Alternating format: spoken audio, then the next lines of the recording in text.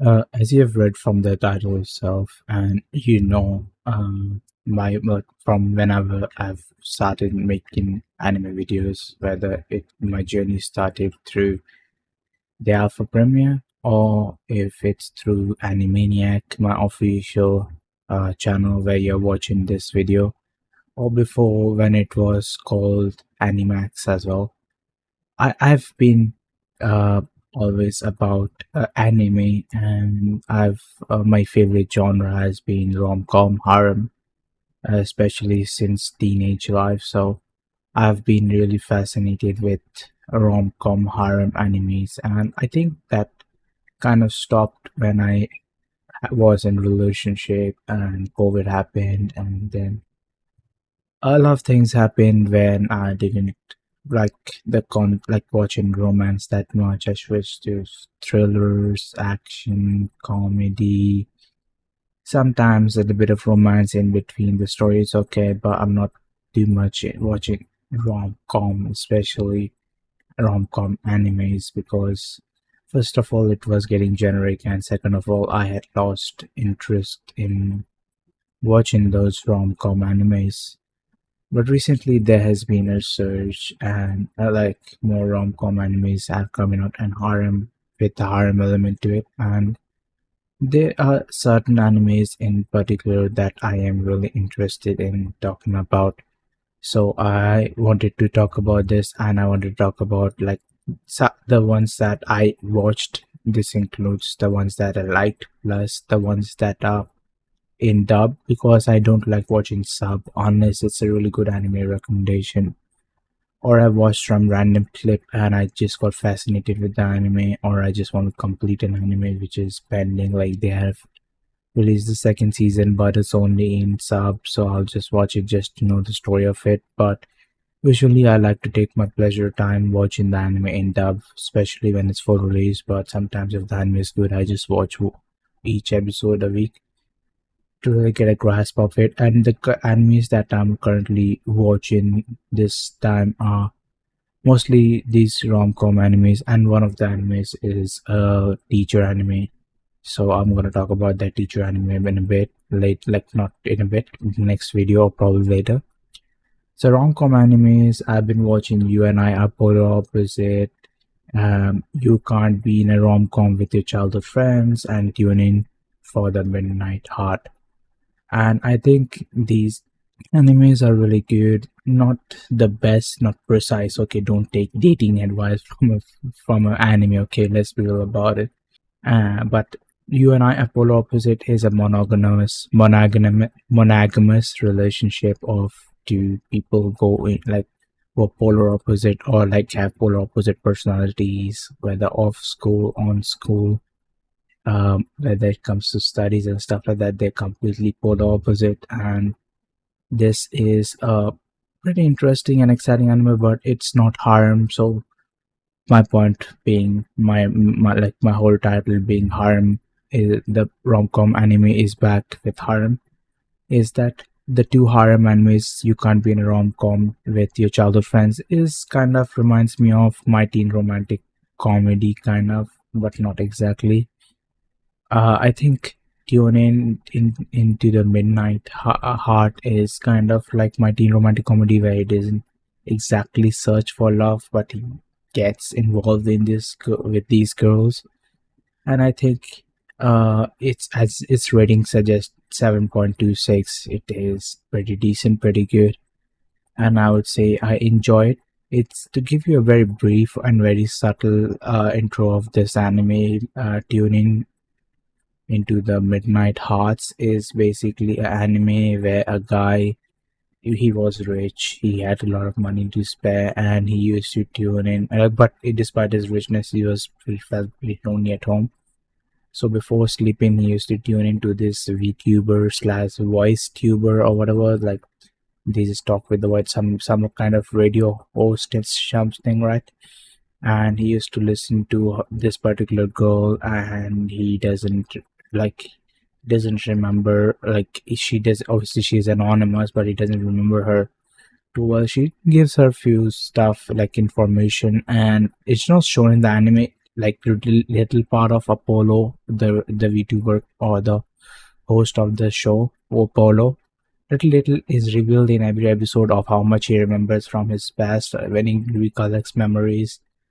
But he goes into the high school and he goes and there is a school radio show where four girls are talking one after another, but each of those persons has a little bit of features or touch of Apollo, whereas all of those girls' voices are close to Apollo or what in some capacity, whether it's tonal, whether it's directly the voice and stuff like that. So this guy gets a bit curious and be like, okay, which of these girls is actually Apollo, kind of stuff. So he gets really curious and he joins this radio club or this announcement club, whatever this was, and he starts training these girls to get to their best potential. These girls have certain dreams. One wants to be a magician, one wants to be an actor, one wants to be a good news host, and another wants to be a VTuber, and all are doing like want to achieve their dreams and voice related stuff. So uh he tries to help everybody in the yeah, she wants to do voice acting. Yeah, sorry. Like she wants to give voices to different animes and shows and stuff like that. But yeah, like so everybody wants to be in this excuse me, everybody wants to be in this voice industry, and it can kind of helps them out in order to gain information about them or maybe get a subtle hint of who of these women is Apollo, or even if they are Apollo or not, to get his confirmation. Because this guy made a confession to Apollo of him loving Apollo, but as he grows up, he feels embarrassed and stuff like that. So he wants to erase all the memories of him confessing his love on this radio show. And also, I don't know his true purpose because the ending is not complete yet. We're still at the ninth episode of the dubbed, but things are getting heated up. Like these girls are getting affectionate towards this guy because he's supporting their dreams, he's trying to help them to the best of the capacity, whereas this guy is a rich goofball. He's rich, he's dumb. He's not like one of those shoujo anime prince charmings where the whole class likes this guy. He's rich and everything. He's rich, but he's braggy, he's annoying, and some people like him, some people don't like him, but he is good at heart. And for that reason, when he helps uh others and helps these girls, although he has his motive, like he is Yamabuki, like he is comes from a very big household and he likes to uphold his family name, so he just keeps shouting out, I would like to hold my family Yamabuki name, so I would not give up and quit, kind of stuff. Like he is motivated to keep his name and become something great in his life as well, while trying to help others as well, because helping is also a task and he likes to excel in every task possible, which is pretty interesting. So although I told you this was gonna be a small summary, this is already going like 5 minutes in. But yeah, this is the first show. Tune into the Midnight Hearts or Manyo Naka Art Tune. The next anime that I'm going to talk about, as I've already mentioned, you can't be in a rom-com with your childhood friend, and it is exactly how the name says.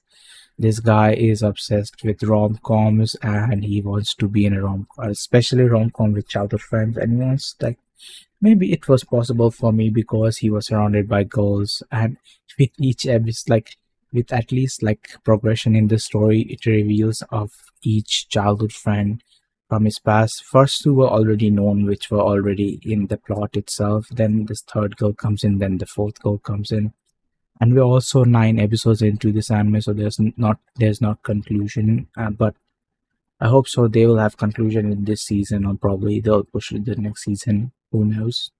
But it confirmed that both animes will have only 12 episodes in this season.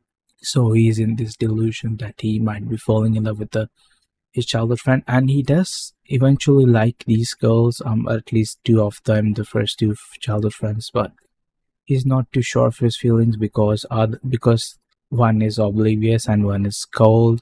like at least they act like it, but it shows that on the other side they actually like him, but they are too like into their character to break it and confess to him, and which is the comedy part. It's not the greatest anime, it's a okay anime, it's fun, it's exciting, can watch it through. It's not like completely like obnoxious and cheesy, and you will hate it.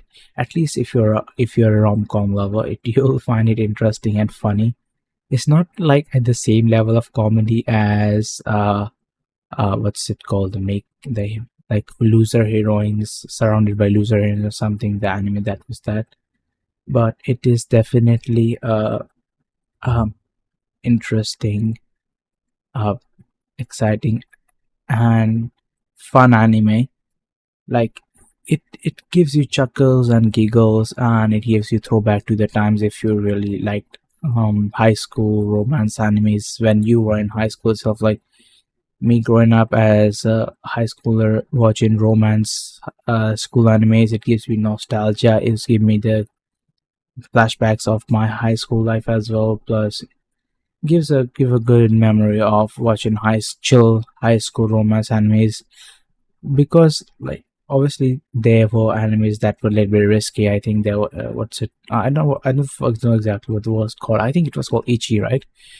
Like the high school DxD and all that animes where it was a little bit overshown and over preached, like it was kind of weird now that you see it as an adult. But these little bit cutesy moments and little mishaps and showing this tussle for high school, it kind of it's a little light heart comedy anime. Basically the romance comedy anime, or the romance comedy genre, is a little bit light heart comedy. It's not too aggressive, not too dark, it's just on the perfect balance, I think. So that's the reason I think You Can't Be in a Rom-Com with Your Childhood Friend is a really good anime. The original name is Osan Najimi to wa Love Comedy ni Naranai. Sorry if I butchered the name, but yeah.